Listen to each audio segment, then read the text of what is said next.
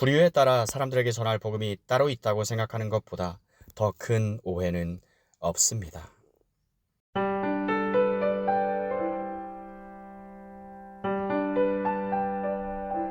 로이 존스는 1940년 옥스퍼드 대학 선교 대회에는 병으로 참가하지 못했고 1941년 2월 옥스퍼드 대학 산하에 있는 수많은 단체들이 주최한 다른 선교 대회에서는 우리에게 무엇이 잘못인가와 하나님은 어떻게 찾아지는가라는 제목으로 설교를 했습니다. 이 집회의 다른 강사로는 윌리엄 템플, 요크 교구 대주교와 런던 농단에서 목회 사역으로 명성을 얻은 세인트 존 그로저 목사였습니다. 이어서 1943년 2월에 로이 존스는 옥스퍼드 대학의 복음주의 연합이 주최한 선교 대회에서 주 강사로 활약했습니다. 이 대회의 다른 강사로는 E.W. 몰 목사, 고드프리 벅스턴이 있었습니다. 이 선교 대회에서 로이 존스가 맡은 첫 번째 임무는 베일리얼 칼리지의 30명의 의학생들에게 말씀을 전하는 것이었습니다. 이때 강연들은 예레미야서 6장 14절 이하 16절을 본문으로 진행되었습니다. 당시 학생이었던 노엘 샌드포드 목사는 선교대회 전 학기 중에 여러 명이 회심한 것으로 보고되었고 대회 기간 중에는 최소한 10명이 회심한 것으로 보고되었다고 회상합니다. 그는 계속 이렇게 회상합니다. 로이 존스 박사는 연단으로 나와 주머니에서 아주 작은 성경책을 꺼내 자신이 선택한 본문을 읽고 다시 덮은 다음 원고도 없이 철저히 논증적이고 면밀히 일관적인 논리로 강연을 전개했습니다. 30분 이상 강연을 했는데 결코 길다는 느낌을 갖지 못했습니다. 옥스퍼드 대학에서 전한 로이 존스의 설교는 신앙을 변증하는 데 있어서 전문가들이 맡을 역할이 없는 것은 아니지만 세상 속에서 신앙 자체는 듣는 자들의 교양이나 능력과는 상관없이 액면 그대로 선포될 때 보급된다는 자신의 신념을 그대로 보여주었습니다.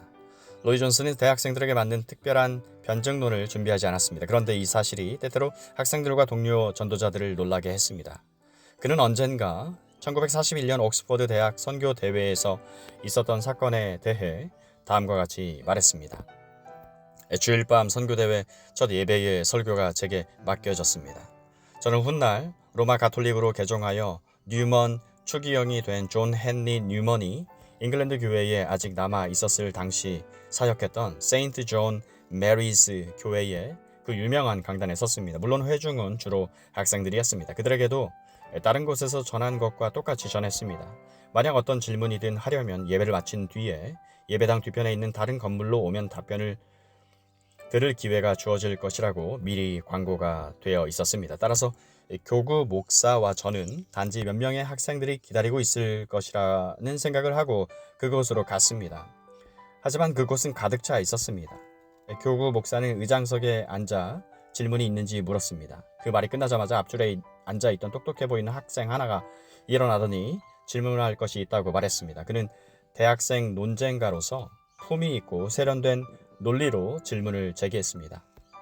설교자를 잠시 칭찬한 다음 설교를 잘 들었다고 말했습니다. 그러나 설교를 듣고 나서 그의 마음속에 한 가지 큰 어려움과 당혹감이 남아있게 되었다는 것이었습니다.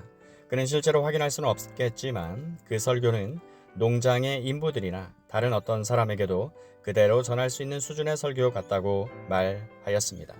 그렇게 말한 다음 그 자리에 앉았습니다. 전체 학생이 와르르 웃음이 터뜨렸습니다. 웃음을.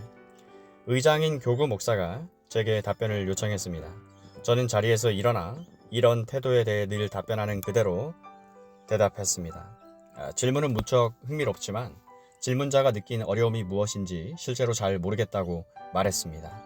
왜냐하면 솔직히 고백하건대 제가 이단일지도 모르지만 저는 그 순간까지 옥스퍼드 대학의 대학생들, 아니 심지어는 대학원생들도 흙으로 지음받은 아주 평범한 인간이자 다른 모든 사람과 똑같은 비참한 죄인으로 간주했고 엄밀히 말하면 그들의 필요는 농장의 인부들이나 다른 어떤 사람들의 필요와 똑같다는 견해를 견지하고 있었다고 고백해야 했기 때문입니다.